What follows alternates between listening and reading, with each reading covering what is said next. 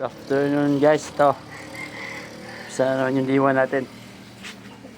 Bali ito luma na kilawang, bawas natin ang kalawang, linisin natin, kabit natin dito sa space na to. Ito guys, yun yung space na to. Kaya natin mamaya kung ano mga lagay natin dito. Ito ito sandiyan muna natin yung kalawang. Kapal guys, matagal na kasi ito.